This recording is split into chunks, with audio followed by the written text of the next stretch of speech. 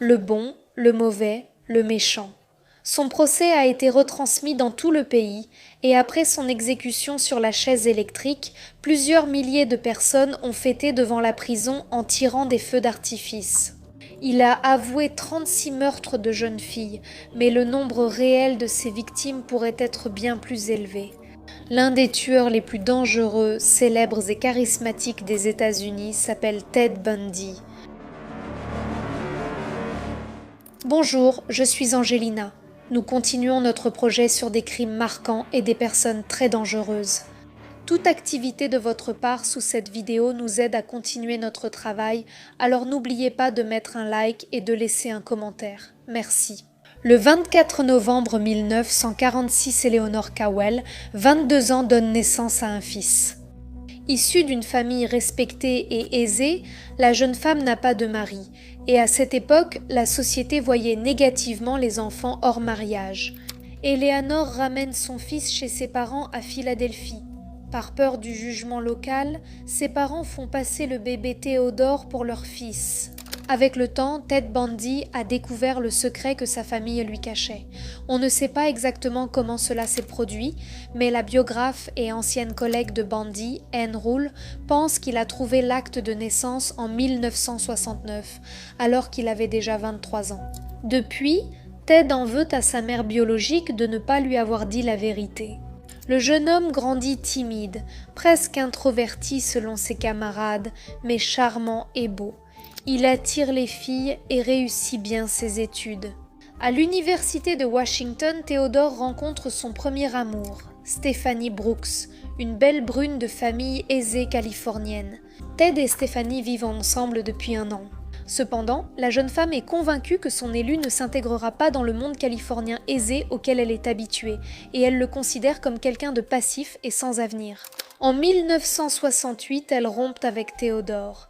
Il vit très mal la séparation avec Stephanie, quitte l'université et rentre chez lui. Je ne crois pas que le rejet de son amour, disons, par une jeune femme débutante, soit la cause de son sadisme maniaque, de son comportement maniaque. Non, très probablement non. Ce n'est pas un événement suffisamment traumatisant pour changer radicalement ses convictions, ses attirances et, disons, son orientation sexuelle vers le sadisme ou des relations humaines normales. Après un certain temps, le futur criminel retourne à Washington et s'inscrit de nouveau à l'université, cette fois en décidant d'obtenir une formation en psychologie. La vie de Bundy semblait s'améliorer. Il réussissait ses études, participait à la campagne du gouverneur de Washington et travaillait dans un centre d'appel de crise pour dissuader des personnes suicidaires. Il entre à la faculté de droit et sort avec une jeune femme nommée Liz Kendall qui jouera plus tard un rôle important dans sa vie. Le jeune homme garde du ressentiment envers son premier amour, Stephanie, qu'il retrouve lors d'un dîner pendant un déplacement professionnel. Stephanie est impressionnée par les changements de Ted pendant leur séparation et veut reprendre une relation avec lui. Dès que Bundy a eu la réciprocité de Stephanie, il l'a quittée. Personne ne sait précisément où et quand Ted Bundy a commencé à tuer. Ses témoignages, donnés à divers interlocuteurs et époques, ne concordent pas. Par exemple, il racontait des histoires d'enlèvement et de meurtre en 69 et en 71, mais on considère généralement qu'il a commencé à tuer pour la première fois en 1974. À cette période, des jeunes femmes disparaissent des campus universitaires de plusieurs États, 8 cas similaires en 6 mois. Parmi les premières victimes du tueur en série figure Linda Ann Healy, étudiante à l'université de Washington et présentatrice météo sur une radio locale. Bundy s'introduit dans la maison louée par Linda et ses amis, entre dans sa chambre, la déshabille, la viole, puis la tue brutalement. Il a enveloppé le corps de Linda dans un drap et l'a emporté. Les colocataires de la jeune femme n'ont rien entendu de ce qui se passait dans la chambre de Linda et, ne la trouvant pas à la maison le matin, étaient convaincus qu'elle était partie à la station de radio ou à l'université. Cependant, ni au travail ni à l'université, la jeune femme n'est jamais réapparue. Des étudiantes de divers États disparaissent environ 1 fois par mois. Cependant, il n'existe aucune communication entre les commissariats de police des différents comtés des États-Unis, c'est pourquoi la police ne relie en aucune façon ces crimes entre eux. Ted Bundy étend la zone de ses crimes et se déplace à travers le pays. Ted Bundy se distinguait de ses, disons, collègues du milieu criminel par le fait que, pour éviter la poursuite, la révélation et la responsabilité, il avait choisi de s'engager dans le domaine du droit. Il a décidé que lui seul pouvait se protéger de l'arrestation, de la poursuite, de la détention et de la responsabilité. Il choisissait des lieux où, selon ses connaissances juridiques, il était quasi impossible de le retrouver. Ce n'est que bien plus tard que les enquêteurs établiront des points communs entre les victimes de Bundy, de jeunes étudiantes séduisantes, aux longs cheveux lâchés séparés par une raie au milieu. Le criminel entre parfois chez de jeunes femmes, mais il rencontre surtout ses victimes dans des lieux publics. Il simule une blessure, met un plâtre ou prend des béquilles, puis demande aux jeunes femmes de l'aider à rejoindre sa voiture ou porter sa mallette. À plusieurs reprises, Bundy se fait passer pour un policier. Après avoir gagné leur confiance, il enlève, frappe, viole brutalement puis tue les jeunes femmes. Il enterre les corps, mais revient souvent sur place pour maquiller le cadavre, l'habiller et le violer à nouveau. En tout cas, tout ce que j'ai entendu et lu à son sujet montre qu'il n'est pas seulement sain d'esprit, il est, disons, extrêmement sain, c'est-à-dire qu'il se situe dans les limites de la norme absolue. C'est tout de suite un indicateur qui est numéro 1 dans le classement. Les personnes mentalement instables ne peuvent pas échapper à la poursuite, aux recherches, elles n'y arrivent pas. Il faut avoir des capacités de réflexion particulières qui permettent d'anticiper, de prévoir les événements 5, 6, 8, 10 coups à l'avance. Les premiers indices à charge contre Bundy sont apparus en juillet 1974, après que 2 jeunes filles ont disparu à quelques heures d'intervalle d'une plage près de Seattle. L'une d'elles, Janice Ott, le maniaque la piège en prétendant l'aider à charger un voilier dans sa voiture. Avec sa deuxième victime, Denny Nasland, Bundy engage une conversation détendue. Elle monte dans sa voiture et disparaît. Après la disparition de jeunes femmes à la plage, la police interroge les témoins.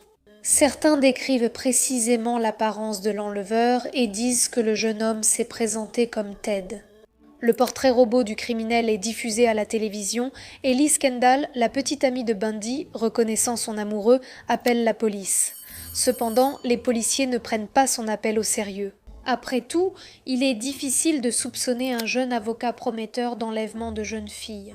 Pendant que la recherche de Bundy se poursuivait, Liz Kendall a appelé la police à plusieurs reprises pour donner des informations sur Ted, mais toutes ces démarches sont restées sans réponse.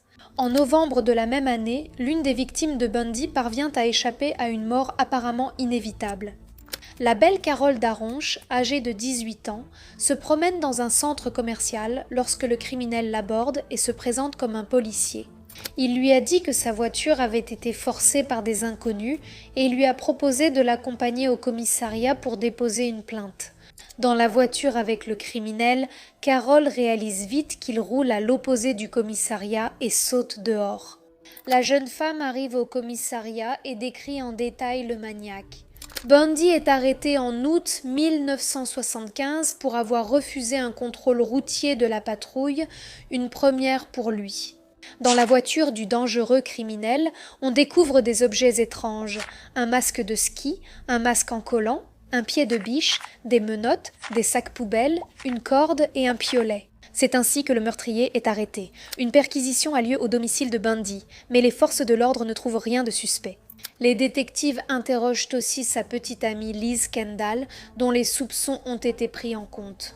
Les enquêteurs fouillent la voiture de Bundy et y trouvent des cheveux de plusieurs victimes, dont Carole Daronche, qui s'est échappée et a identifié Bundy.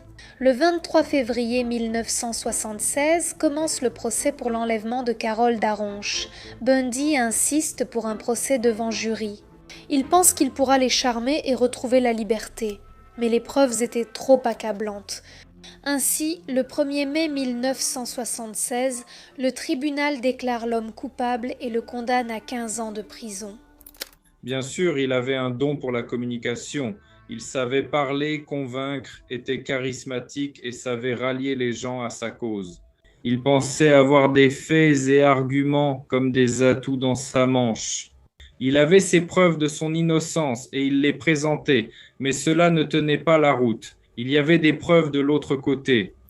Le 7 juin 1976, Bundy s'évade de prison pour la première fois. Il reste en liberté pendant 6 jours, puis il est arrêté et renvoyé en détention.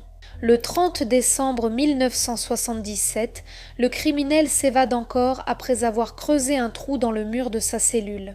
Bundy a eu de la chance. Sa disparition n'a été remarquée qu'après 17 heures.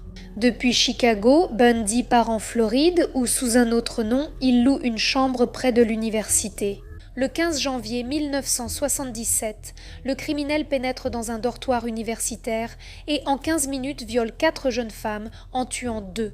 Ensuite, Bundy quitte le dortoir et entre dans une maison louée par d'autres étudiantes. Là, il agresse violemment Cheryl Thomas, lui brise la mâchoire, la déshabille et commence à se masturber. Cheryl a survécu mais reste sourde de l'oreille gauche à vie. Le 9 février, Ted Bundy commet son dernier meurtre. Sa victime est Kimberly Lynch, une fillette de 12 ans, dont les restes desséchés sont retrouvés dans une porcherie 7 semaines après sa disparition. Quelques jours après le dernier meurtre, Bundy est arrêté. Un agent de patrouille arrête sa voiture qui avait été signalée volée. C'est ainsi que, de nouveau, l'un des criminels les plus dangereux et les plus recherchés des États-Unis a été arrêté presque par hasard. Bundy est inculpé pour les agressions et les meurtres des étudiantes de l'Université de Floride. Son procès est diffusé à la télévision dans tout le pays, ce qui constitue un cas sans précédent. Le 10 février 1980, le tribunal condamne Ted Bundy à la peine de mort sur la chaise électrique. L'exécution de la sentence est reportée à 2 reprises. Bundy collabore activement à l'enquête et aide les détectives à attraper d'autres tueurs en série. Il persuade aussi son avocat de convaincre les familles des victimes de rédiger une pétition pour reporter l'exécution, en échange d'informations sur les lieux d'inhumation. Les proches ont refusé. Le 24 novembre 1989, Ted Bundy a été exécuté sur la chaise électrique. Son corps a été incinéré et, conformément à son testament, ses cendres ont été dispersées dans les montagnes Cascades, dans l'État de Washington. Le nombre exact de ses victimes est inconnu. Bundy a avoué 36 meurtres, mais le nombre réel de ses victimes pourrait être bien plus élevé. Ce n'est pas Robin des Bois, le noble brigand qui prenait aux riches pour donner aux pauvres. C'est un meurtrier, un assassin assoiffé de sang, mais simplement son image a été romantisée par les médias. Encore une fois, c'est le même phénomène. Des filles qui, en principe, ne l'avaient jamais vu de leurs propres yeux, l'idolâtraient et tombaient amoureuses de lui. Ce n'est pas parce qu'elles l'ont vu et sont tombées amoureuses. Non, c'est à cause des médias qui ont créé l'image d'un meurtrier noble. Essayons maintenant. Un noble maniaque, un meurtrier séduisant, un nécrophile, la romantisation des criminels était naturelle. Je n'ai pas mentionné Robin des Bois par hasard. Il existe depuis des centaines et des centaines d'années, alors qu'il n'était qu'un simple brigand. Et il tuait aussi.